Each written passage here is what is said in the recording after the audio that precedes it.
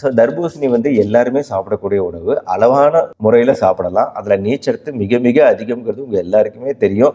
நம்ம தாகத்தை தணிக்கிறது மட்டும் இல்லாமல் இதோட டயூரிட்டிக் ப்ராப்பர்ட்டினால நம்ம ரத்தத்தில் அந்த தண்ணீர் அதிகமாக ஆகிறதுனால நம்மளுக்கு யூரின் ஃபார்மேஷன் ஆகிறது ஆட்டோமேட்டிக்காக நடக்குது. அப்படிங்கும்போது வெய்ய காலத்தில் நம்ம உடம்புல இருந்து நிறைய நீர் வெளியேறிக்கிட்டே இருக்கும்.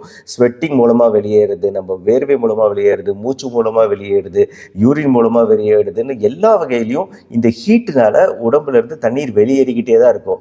ஸோ அப்போ அந்த ஹீட்டில் இருந்து நம்மளை பாதுகாத்துக்க இந்த தர்பூசணி பழத்தை எடுத்துக்கும் போது அந்த ரத்தத்தில் தண்ணீர் அளவுகளை அதிகப்படுத்துது. இதனால் நம்மளுக்கு உடம்புல ஒரு கூலிங் கிடைக்குது. அதே சமயம் நம்ம யூரின் ஃபார்மேஷனும் அதிகமாகுது. ஸோ யூரின் ஃபார்மேஷன் நார்மலாக நடக்குது.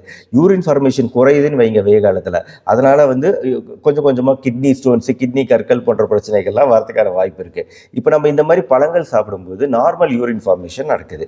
ஹீட்டில் இருந்து நம்ம பாதுகாக்கப்படும்.